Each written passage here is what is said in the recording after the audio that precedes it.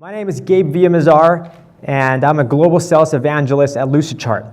And I'm really excited to be here. Thank you so much for coming. And we launched our Lucidchart Global Webinar program about 2.5 years. And I have 5 awesome new tips that I want to share with you on a few things that we learned along the way through trial and error, and a few things that were repeatable and scalable that I hope you guys can apply in your webinar programs, whether you're starting out, whether you're continuing and updating. So to start off with some of my background, I started at InsideSales.com in 2013, and I was there for a little bit about a year, helped them grow the inside sales team and marketing team, moved on to HireVue. At HireVue, I was there for about 2 years or so. Again, helped out at another hyper-growth stage startup company for 2.5 years. And most recently, for the past 2.5 years or so, I've been at Lucidchart. And again, we're on this rocket ship. And I'll tell you guys a little bit more about that so you have context as to how our business is using Lucidchart webinars and using Zoom. So aside from my professional life, I'm happily married. I have a wife. I have 2 kids. She doesn't know I put this picture up here of her. She probably wouldn't be too happy if she found out. But again, really excited to be here. And yeah, let's continue on. So moving on to the next slide here. Let me see if this works. Great. So some numbers about Lucidchart so you have more context who we are. And we've been around for 8 years. We have about 13 million users worldwide. So we're a cloud-based diagram flowchart platform. A lot of people know us as like, the lift and shift of Microsoft Visio. We've been around, again, 8 years. We get about 500,000 registrations per month. I mean, our founders, our president, and our executive team have really built this awesome, incredible machine of registrations. So we have the opportunity to test a lot of cool things, and a lot of those marketing initiatives have been webinars and so on. So our webinar program started, and these were the 3 main objectives. Okay, if you haven't launched your webinar program, you first have to sit down with marketing, sales, operations, etc., and figure out why the heck do we want to do webinars. And for us at Lucidchart specifically, it was the following 3 reasons. Number 1, we wanted to increase our thought leadership.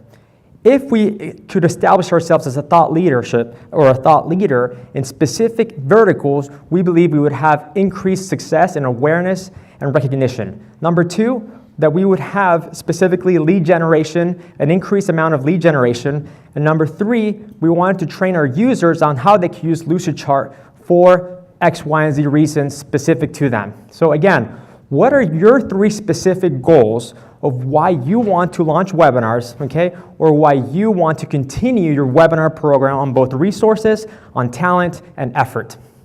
So fast forward 2.5 years later, what does our program have achieved so far? Okay, so number 1, in 2017, we had specifically 57 webinars that we were able to launch over the period of 12 months. Okay, over that period of 12 months specifically, we were able to get around 23,000 registrations. So those were people that came to our specific website and registered, put their information and said, I want to attend this webinar. Okay, out of those people that registered, around 8,000 of them signed up and actually attended. Out of those 8,000, right after the webinar is over, we put them on a specific gate, on a specific website, and then 7,000 of them watched the webinar on demand. Again, in the year 2017. Now this is real data, raw data.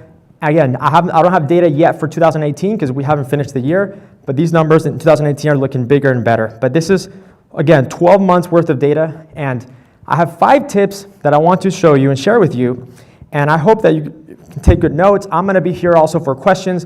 If you have questions towards the end of the presentation, we're also going to be passing around a mic, so you can ask your question. If not, I'll be around here. You can connect with me on LinkedIn and Twitter if I don't answer your question right away, but let's get to it. So number 1, you need to be able to build a solid webinar tech stack. So what the heck does a webinar tech stack look like? Let me start out with a quote, Abraham Lincoln. Give me 6 hours to chop down a tree, and I will spend the first 4 sharpening the axe. So how are you sharpening your axe before launching and hosting webinars? So it starts, and it goes as follows. For us, at Lucidchart, I needed to really make sure we had the best webinar platform in the market. I looked at Blue Jeans, and it wasn't it. I looked at WebEx and it wasn't it. I looked at GoToMeeting and it wasn't it. I found Zoom 3 years ago, and I'm like, holy crap. This is the best webinar platform, and I'm going to tell you why, and just a reason, in the market of just webinars platforms. So we chose Zoom and we went with Zoom. Next is we needed a marketing automation platform. Why? When you have marketing automation in place set up correctly, the people that register for your webinars are then able to communicate with you and you with them and back and forth. If you don't have a marketing automation platform, then you're missing out on the foundation and the benefits and features that your webinar platform can do for you. Next, we chose our Salesforce, or as we like to call it, our system of record, where the lead's going to go after they register for a webinar, whether they attend or not, and when are they going to be handed off to sales. And last but not least, where the webinar is going to live on after they are over. For us, it is Wistia. Again, our foundational platform for success in webinars at Lucidchart, when we were able to host 57 webinars in a single year, was Zoom. On top of that, marketing automation, it was Marketo. On top of that was Salesforce, and on top of that is Wistia. Okay. So what, right? What? Now that I've told you this, what happens next? How can you create a solid webinar tech stack? You need to map out your process. What I just shared with you, the tech stack for us, it's what worked for us, okay? And before I went out and bought all these platforms, before I connected all these integrations and all these data platforms, I needed to map out with my team what are the steps that need to happen and what are the platforms and technologies that I need in place to be able to run these webinars successfully. So again, map out your webinar process that you currently have or that you wish to have, and then go out and choose the vendors, okay? If you do it backwards, you're doing it wrong. Again, tip number 2, listen to your freaking audience. Never make assumptions. They know what they want, and they know what they should be able to tell you what you need to be posting your webinars of. At Lucidchart, in our very, very first webinar, I didn't want to make it into a product pitch. So most webinars, right, depending on where it is on the funnel, the number one webinar that most marketers do, or the most business or operations people do, is like, let's talk about our product. Our product, and this is how our product or service lets you achieve X, Y, Z. So assuming that that's not what our users wanted at Lucidchart, I said, you know what, let's not talk about Lucidchart. Let's talk about something totally different, okay? To create thought leadership. Our first webinar was how to create an effective bug report that actually gets resolved. And to my surprise, we didn't get that many registrations. Okay, we got about 1,200 registrations. Out of those 1,200 registrations, we got 249 attendees. So here I am going to our CEO and president and be like, hey, we just launched our webinar platform, our webinar marketing program, and this is what we got. No, there's room for improvement, okay? The second webinar was a little bit modified based on this. Based on the feedback that we got from our audience, this is what happened. Can you do a webinar on diagrams and flowcharts next time? I'm like, sure, why not? You want Lucidchart? I'll freaking give you Lucidchart. Next thing you know, I got the president and CEO of Lucidchart and a Harvard Business Review scholar, author, presenter, and we called the webinar called How to Create Persuasive Charts, Diagrams, and Data Visualizations, and that was the webinar. I'm like, you know what? This is a little bit more Lucidchart focused. That's what the audience wants. Let's give that to them. So again, the results were a little bit better, and this is what happened. We got about 2,900 registrations, and we got about 830 attendees. That's a 28%. Not bad. There's improvement from the previous webinar, but it still wasn't enough. I mean, I really knew that we could have better results based on how many number of people were using our product. So we looked at the feedback, and somebody in either a post-webinar email survey, or in the chat or the live polling, somebody says the following: I'm completely disappointed. I thought this was going to be a live Lucidchart training. So what happened? I'm like, okay, again, people want Lucidchart, I'll give them Lucidchart. Next thing, I found our Lucidchart Product Pro, good-looking guy. Nobody knew the product better than he could. I'm like, hey man, I'm going to put you in the webinar. You're going to speak and talk about Lucidchart for 45 minutes. That's what people freaking want, okay? And that's the last thing, if you remember when I started the webinar program at Lucidchart, that's the last thing that came to my mind. Well, to my surprise, this is what happened. 4,500 people signed up from a single email blast, okay? And out of those 4,500, a record-breaking 36% of them attended, which is 1,600 people, okay? So what was the feedback from that webinar? It's as follows. Okay, the webinar was engaging, informative, inspiring, and memorable. I will definitely share with others. Okay, so what I want you to take away from this is as follows. Never make assumptions on what your audience wants. Always use data, always use the services that Zoom or other platforms may provide. So how did we listen to our audience? In Zoom, there are two cool new features, not new, well, new for me when I started using Zoom webinars. Number one, you could do live chatting within webinar platform. So then people would chat and tell us like, hey, what's going on, or where are the Lucidchart trainings, where's this template, okay? And either the presenter needs to be paying attention to the chat, or get somebody else that's not in the screen paying attention to the chat. Or number two, live polling. You gotta take advantage of live freaking polling. And I'm gonna go more in details of the benefits of live polling. Off the Zoom webinar platform, obviously you can do email surveys, and you can just pay attention to the social media feeds if you have a webinar-specific hashtag. So that's tip number two, listen to your audience, okay? Tip number three, it's content is king, okay?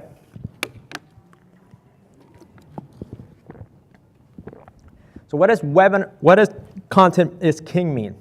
Well, you first need to start with the webinar content format. It is 2018, okay? And most webinars look something like this. And this is good, that's not bad. Most people have audio and slides, okay? Again, it's 2018. We have way better technology nowadays than just audio and slides. If your webinar categories or themes or formats are in the audio and slides, there's room for improvement. You could do way better, right, with a Zoom platform. Number two, if you want to take it up a notch and step up your game webinar, then you can do what I call the better category, is audio, slides, and screen sharing, okay? And now that's better than good, right? There's more engagement, there's more interaction. But if you really want to kill it and increase your engagement, increase your retention for webinars, increase everything and make your customers really happy or prospects, you want to be in the best category. The best category is where you have audio, is where you have slides, is where you have screen sharing, and then also where you have video, okay? Video, it is crucial that you turn on your video and that you show people, hey, I am a human being behind this screen, behind this platform, and people like to see other people's faces. So take advantage of this.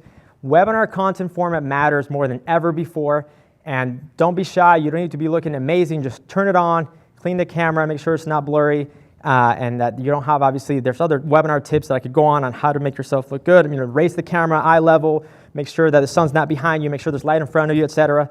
I'm sure that out there in the expo hall, there's better tips on how to look good on camera, so highly recommend those.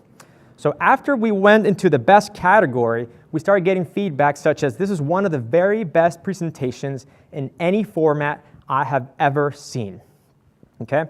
So moving on here, what are the webinar content themes that you could create that you should be able to analyze or execute on? So we obviously separated our webinar themes in three categories. They're top of the funnel, middle of the funnel, and bottom of the funnel. So we soon realized that top of the funnel was going to be the thought leadership webinars, the webinars that we did not talk about Lucidchart, okay? Number two was going to be Lucidchart tips, meaning this is how you use Lucidchart for marketing, this is how you use Lucidchart for sales, and things like that, but not very product focused. Lucidchart 101 is like, hey, this is how you use Lucidchart to map out your process, to visualize complex ideas, to bring clarity to your company. And then 201, an advanced version of that. And then persona specific is like, this is how this feature in Lucidcharts helps you do account mapping in Salesforce if you're in sales. So you need to create a theme, right, for each stage of the buying process or the buyer process or the buyer framework or journey, whatever you want to call it, in order to be successful at webinars. If not, you could be doing thought leadership webinars month after month after month, and then you're wondering, well, why am I not getting the success that I'm hoping for that other people keep talking about? Diversify your themes, and you'll be golden. Once you diversify your themes, once you get the ball rolling, then you can create something like this, whether in a spreadsheet or in Google Analytics or Google Docs or Google Spreadsheets, whatever you want to call it. And next thing you know, then you can start tracking results, see what works, what doesn't work, and move on. So what's the key takeaway of how to create awesome content for webinars. Number one, you need to be relevant. The content needs to be very, very relevant. Do not pitch your products right away. This is like a top of the funnel. Or how can you make it relevant? Make sure you invite the right people to the right webinar. Don't blast everybody at once, assuming that everybody wants to learn about a specific topic or theme. Number two, you want to make sure that your webinar is anywhere from 30 to 45 minutes. If it's 15 minutes, that's okay. Have you ever wondered why TED Talks are so freaking good? Not only is the content really, really high quality and really good, but they're short, right? Who has time to sit down for 45 freaking minutes and consume everything you're saying and every slide that you're presenting? It's 2018. Nobody does. So 30 minutes is okay. 45 minutes, not bad. But don't be worried if your content is just 15 minutes or 30 minutes or less. The next one is you want to make sure that you add value. Again, don't pitch, add value. Be different, be unique. As Seth Godin likes to say, be the purple cow that stands out. Again, don't be too weird. Otherwise, that would just push people away even further from you or your company. And educate. Don't hold back to your tips, to your tricks, to your secret sauce. That's what people want to see. To be telling people and educate people on what most people are not telling others, okay? Tip number 4. So if content is king, then I like to say for webinar purposes that presentation is queen. So for presentation, we wanted to mix things up at Lucidchart and not just have internal people talk about Lucidchart products, not internal people talk about thought leadership topics and themes. What we wanted to do is what if we got world-class speakers and became friends with them and then have them have a conversation with one of our internal champions or one of our internal employees and talk about a trending topic, whether it's SEO, whether it's operations, whether it's ABM, whether it's video conferencing, whether it's you name it. So we went out to the industry that we're in, that we wanted to target, the vertical, and we found awesome speakers. So we were able to build a really good relationship with Tiffany Bova at Salesforce, with Mark Roberge, former CRO of HubSpot. He's now a current lecturer at Harvard. Mary Shea of Forrester, New York Times bestselling author Tim Sanders, Aubrey Blanche from Atlassian. And we told them, hey, we believe you're a world-class presenter. We would like to do a webinar with you and talk about the topic of your choice. We were not actually choosing the topic. We were letting them, since they're the experts, choose what topic they wanted to. Obviously, we gave them a few ideas, like, hey, we believe that you'd be really good at talking some of these specific topics. Which one would you like to discuss? Great, and it'll be a conversation. So most of them, actually all of them, agreed to do a webinar with us at one point in time in 2017, and the results were amazing, okay? So what does that webinar presentation format look like?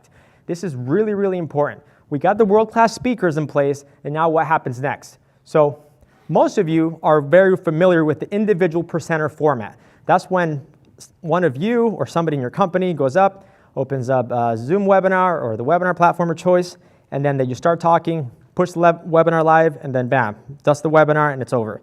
Now that's great, but the retention rate and the attendance rate was not the best, according to all 57 webinars that we did in 2017. The second format that we found out that had a little bit better percentages, again, of attendees, people registering, people engagement percentage. A Zoom webinar can give you that data. Another features was the panel discussion. So panel discussions are great. Another format that you can use, again, diversify these, try them out, test them out. And another one that we found a lot of success was the co-presenters or co-presentation method. And now, again, diversify your specific webinar presentation format instead of just doing the same old just individual presenter over and over and over, okay? So what's the main takeaway from this? So how many of you have seen Wolf of Wall Street? Raise your hand. Okay. Now, there's a lot of things I do not agree with Jordan Belfort. This is what he actually looks like in real life, the Wolf of Wall Street. There's one thing that really stood out to me, okay, that I saw a lot in common that these world-class presenters had. It's as follows. 45%, okay, of your communication is your tone of voice. Another 45% of the communication is your body language. And then the last 10% is actually what you say. So in the end, we didn't disqualify other presenters that, I guess what I'm trying to say is like you need to be able to turn on the video, because once you turn on the video in a webinar, then people can see your body language. Then people can see your mouth moving, and people can understand your tone of voice way better. And this is one thing that I believe that made these world-class presenters so good at webinars when we teamed up with them at Lucidchart. My last tip number 5, always be testing. If you're not testing, you're not winning. That's what I like to say. So what things can you test in your webinar programs? What things can you test as you are currently in your before, during, and after stage? So a few things that come to mind that I like to share with you is as follows. Before, what are a few things that you can test before you do a webinar? Well, how long, how many characters is the webinar title? Okay, what are the promotional images going to look like on mobile or on desktop, on social media, on LinkedIn or on Twitter? Okay, what is the promotional timeline? Are we going to promote the email 2 weeks before? Are we going to promote the webinar a month before? Okay, 2 months before? We've seen the highest amount of open rates, registration rates, 2 weeks before a webinar. So if you had to promote a webinar and send, let's say, 3 emails, and you send those 3 emails 2 months before, a month before, and 2 weeks before, the email that we always consistently sent 2 weeks before outperformed most of them, even the week of the webinar, outperformed anything else of the promotion timeline, because people like to just register to things last minute. Okay, so here are a few items that you could try out before. During a webinar, Zoom platform gives you phenomenal, outstanding features that you could test out. You could test out live polling. How many of you in the room have used live polling in webinar? They're amazing. Like, they're mind-blowing. How you're able to set them up in the middle of the webinar, how are you able to set them up before the webinar? So again, what's your Q&A style like? Can you test those? Yes. Can you test your live polling? Yes. If you're not testing new things every single time you do a webinar, you're missing out on new opportunities that you made assumptions, but that you never tried because you were just either too afraid or you didn't know that you could even test those. Again, these are a list of things that you could test during a webinar. Live streaming functionality, so Zoom webinars lets you live stream on YouTube and on Facebook. When is the last time that you did a webinar, if you're using a Zoom webinars, and live streamed on YouTube and on Facebook? Why not try it and see what happens? And last but not least, the third category after is, here's what you could test after a webinar. So a post-webinar email, you can test a lead scoring mechanism that you have in place, the lead handoff, on-demand gates, and nurturing workflows.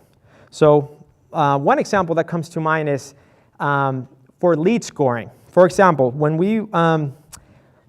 we're passing leads to the sales team, we're trying to determine, let's say we get 600 registrations for a webinar.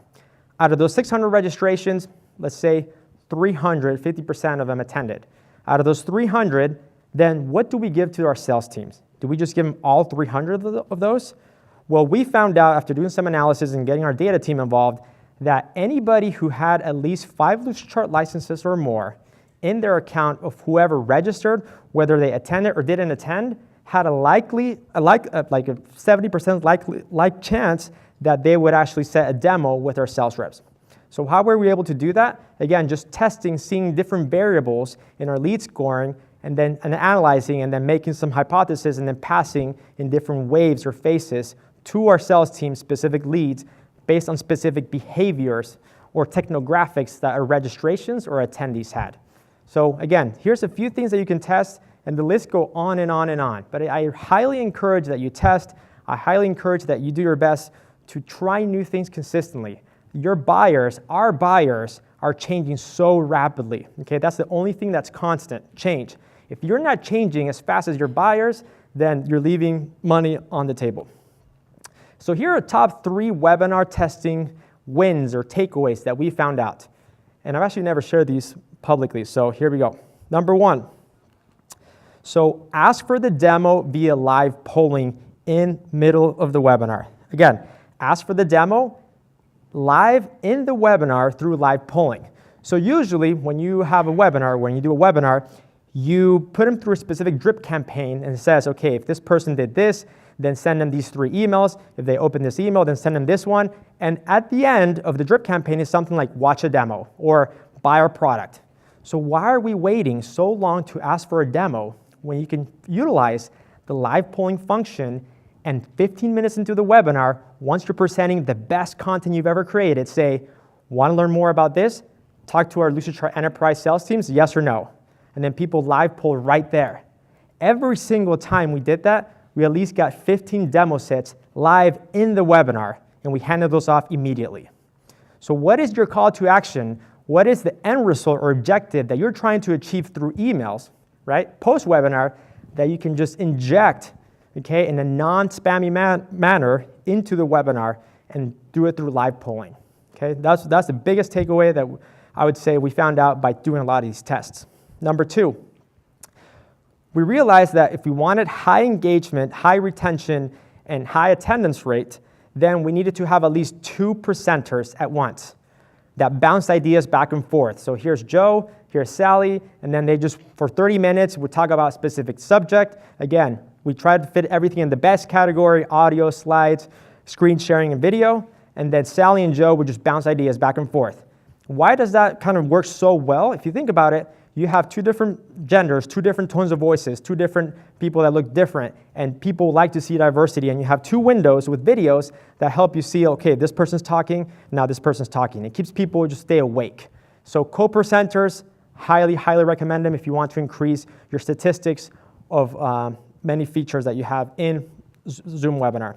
And number 3, email trumps all promo channels. If you had to compete with like ads to drive webinar registrations, whether it's social ads, Google Analytics ads, or any sort of promotional channel, if you had to ask your sales reps to promote the webinar, if you had to put at the bottom of your email footer that you're doing a webinar, if you had to do any other promotional channel, nothing in this day and age trumps email. So you better have a dang good email list. If you're not hitting your email effectively, you're gonna see a pretty low registration rate and attendance rate, obviously, of those who sign up and attend your webinar.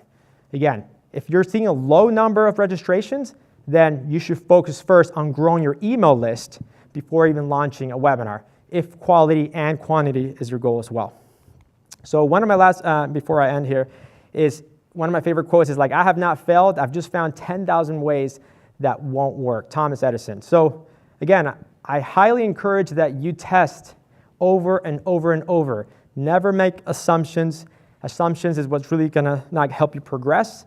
And that is it, and that's all. I think you just crammed through this, so thank you so much for coming. We'll open any questions.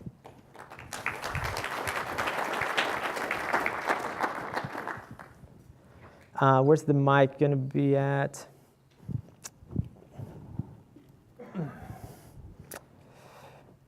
Okay, yeah, we have someone going around with the mic. Yeah, right here. Hi, thanks. Yeah. Can you say what time of day or what day of the week that you tend to get the best attendance to the webinars for? Great question. What I'm about to tell you works for us. It might not work for you. So don't ever, if you ever read anything that tells you this is the best time to do a LinkedIn post or a best tweet or a best Facebook post or the best webinar, it's all BS. Like, don't ever, ever believe that, please. So to answer your question, this is what works for me. I'm not saying it's gonna work for you. For us, it's Tuesdays and Wednesdays at noon Mountain Time. So 11 a.m. Pacific Time. Tuesdays and Wednesdays. At 11, oh, okay. Yep, so Tuesdays and Wednesdays, ideally Tuesday. So if I had to categorize the ABC, number 1 choice would be Tuesday, number 2 would be Wednesday, number 3 would be Wednesday, all at 11 a.m. Pacific Time. At that rate, if you think about it, it's like, okay, Monday people are trying to catch up with the weekend, Friday people are checked out, and then people like to do it during lunch. Again, that's what works for Lucidchart. Thanks. So, good question. Yes, let's go over here. Thank you for running. I can do the running if you want. Thank you. Yep. Thinking about content and also maybe a little bit into presentation, we do educational webinars at my org. Okay. And I'm trying to think of a way, or if you have any tips, of making the Q&A portion of a webinar just as engaging and just as successful of an experience for the users. So what, are you in the education, EDU, K-12 space, or? No, I work for a nonprofit, so we do media justice type webinars. So, and you're currently using Zoom webinars or just webinars? Zoom webinar. So, I'm not sure if this answers your question, but I highly recommend that the person that's doing the webinar, the presenter, also has somebody next to them or in front of them, and it's actually doing the live Q&A there, where you can say click on the option answer live or answer later. Do you currently have somebody like that? Yeah. Okay, so your question is, how can you make it even more engaging? Yeah, I mean, basically just any tips you have around making the Q&A part, like, because we'll see a lot of drop off when you move to the Q&A section. So everyone checks out. Got it. So I recommend start doing questions, like do 3 Q&A sections throughout the webinar. One at 5 minutes, one at 15 minutes, and then one towards the end. Most people do Q&As at the very, very end, where only like 40 to 50% of the people have actually stayed, maybe 60. So do at the beginning, like, okay, hey, welcome everybody to the webinar. My name is Gabe Villamizar. Let's start a question here, or let's start a chat. Where are you tuning in from? Everybody put your country or your city or your state. And then bam, everybody starts engaging, like Mexico, oh, Venezuela, oh, Utah, Salt Lake City. And then next thing you know, you have 50, everybody wants to talk about themselves. So find those keywords that are relevant or not relevant. I mean, relevant in a way that's like fun as well. But I would recommend either with the chatting widget or feature, or the live Q&A, doing like 5 minutes in, as to like, and again, don't make those questions about your product. Don't make those questions about like something that you're trying to trick them into. They can smell BS hundreds of miles away. So, thank you. Yeah, good question.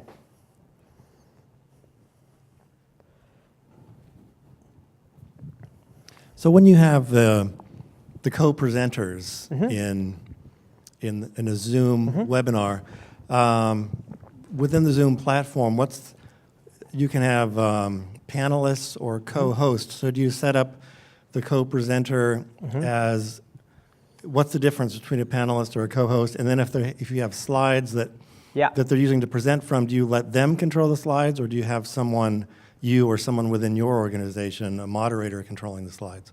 Excellent question.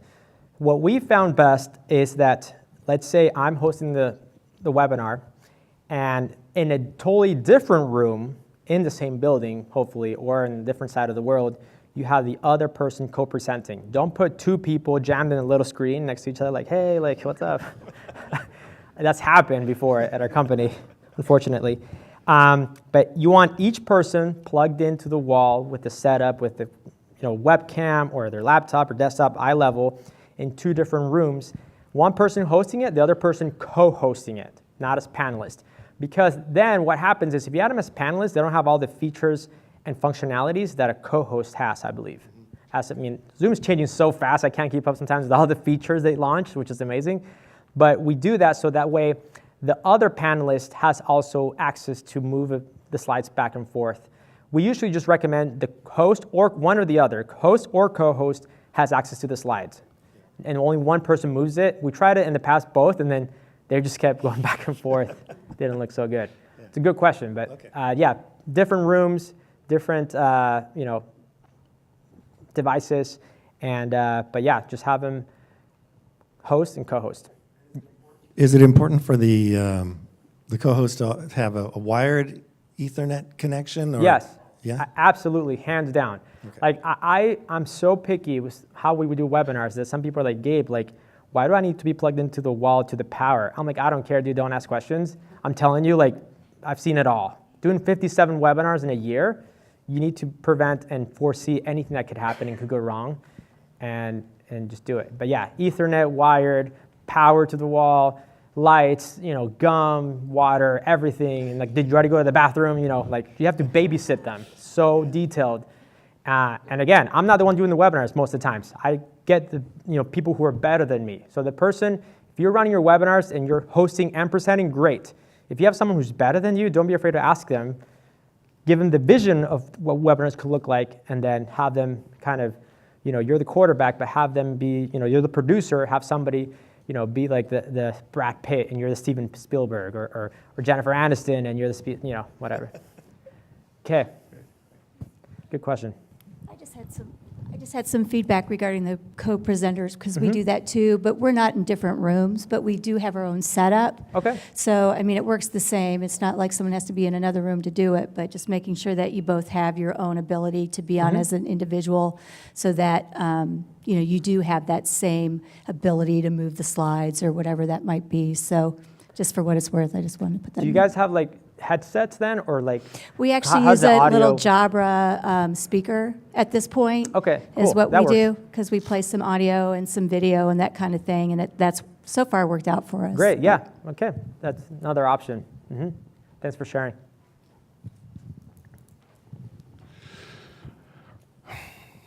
Gabe, thank you for this talk. Yeah, Really cool. Really cool. And nice shoes, by the way. thanks. I'll definitely remember you when I see you out at happy hour. Somebody told me, it's like, hey, it's red, white, and blue, even though I'm Venezuelan, like American. I'm like, sure, why not? It works. It works. Thanks, appreciate it. So my name is Christian Banks, and I'm a IT project manager.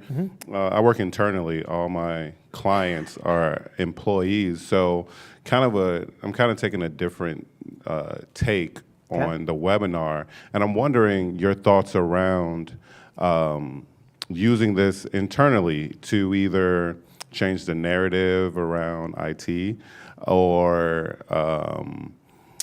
education, educating our user base, or I'm also thinking of ways to use webinars for adoption, whether it's Office 365 or when to use Team or Yammer, that kind of thing. And that thought leadership that really spoke to me as far as positioning IT in a certain way versus, hey, do this for us, IT, or Have more visibility as well. Exactly. Yeah. Okay, great question. So we just bought Zoom as a wall-to-wall solution. So all 400 people at Lucidchart will now have some sort of version of Zoom. We started out with Zoom webinars. So I can't speak to the functionalities of Zoom large meetings, or maybe other people in the room are familiar with that. Zoom webinars should be able to do what you wanted to do, what you just told me. Right. I absolutely recommend you should compare Zoom webinars and what it looks like to do an internal sort of webinar with Zoom large meetings or meeting rooms. Webinars are absolutely a good way to do something both externally and internally. Right. And that's going to elevate you and give you visibility, respect, and awareness of, like, IT is just not there when we need him. It's like IT is trying to educate us. They're trying to really instruct me on how to move forward, how to not screw up and give my passwords, or how to set up my Yammer or my Microsoft Teams instance.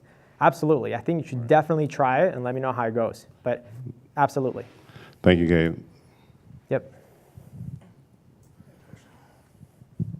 Just a real quick one. Do your presenters in room or remote users, are you leveraging the virtual background green screen, and does that give consistency and something like that? So great question. We haven't. And the reason why is because we're in Utah and our background's like the mountains. So it's this awesome visibility right away. But if that wasn't the background, it's either I would definitely utilize that. So I was talking with one of our teammates was talking to the CEO of Eric Yuan. Is that how you say his last name? Yuan, the CEO of Zoom. And when he called him, he put our logo as his background. It's like, are you kidding me? This is the CEO of a company, right? Unicorn, valued over $1 billion, calling one of our teammates with our background of our logo. So there's awesome use cases of that. We haven't leveraged them, but if we didn't have that background again, we'd definitely be leveraging those with a call to action, with a logo, with our team members in the background, or either funny, humor, or educational, or with a call to action. Just don't put it like 20% off, buy now, like make it more like subtle, But have you used them or okay. We should play around with that more, Lucidchart. Good question. Yes. I wanted to follow up to the green screen here. Our executives are located throughout the U.S., and we use green screens to get them comfortable to being on video. And we're a data center company, so what we use is we use the background as if they're in a data center. Oh, and cool. so they're actually more comfortable being at home and actually turning on their webcam. And it's actually idea. driven the video adoption. Adoption, yes. Wow, that's awesome. It's a good idea. On that note of the green screen, I work for a company called Weberon, which does make the green screen that integrates with Zoom. There you go. So we found actually by branding and being able to brand companies that are using that, it actually helps with retention, or it helps with that, brand loyalty to them or brand recognition. So just as another way to, utilize it, definitely suggested to use the virtual background and do that. Love it. Always be testing. I like that. Thanks for sharing. One more question there. What live polling technology do you guys utilize What technology? for live polling? The Zoom webinar Oh, okay, just has built an in. internal live polling webinar. I'm telling you, it's one of the most basic and most powerful features that people just utilize as like, how is the presenter of the webinar on a scale to 1 through 10? I'm like, are you kidding me? Like, that's what everybody does. Utilize it for something different, be relevant, be unique. But yeah, Zoom has a live poll that works both on mobile, if you're viewing it, and on desktop, obviously iPad, laptop, things like that. But yeah, try it out. My name is Ben Eiler. I'm with the Aspen Institute, and we are an NGO, nonprofit NGO that does reaches out to a large demographic around nationally and internationally. With some of the engagement that some of our programs work with, is there a way to filter out polling, or how does that display up on the screen when people are viewing it? So when there's two features, as of like, again, Zoom is making so many cool changes so fast that it's hard to keep up, and I have so many people running the webinar program. That's not just me now. So when you set up your live polling, it's a pop-up windows that shows up that you can either say people can't X out of it, or people can't advance and exit the window unless they answer some of the multiple choice criteria or type in their answer or whatever it is. So there's a way to kind of make it very intrusive or make it just skip or just, yeah. But there's one of those, I play around with whichever way you think works best for your audience. But yeah, it gives you that functionality. And again, it pops up on mobile, desktop. It's very friendly. Sometimes I believe you can move it around. Sometimes, again, this is when we launch, sometimes it'll come up and it'll block the presenter, the video. But I think you can move it around now, so it's not just like bam in their face. But it's nice and small, and it just gets the point across. Awesome. Oh, another question back there? No? Okay. Thank you so much for coming. I'll be available. That's my email. I'm on LinkedIn, Twitter. Thank you again. Appreciate it.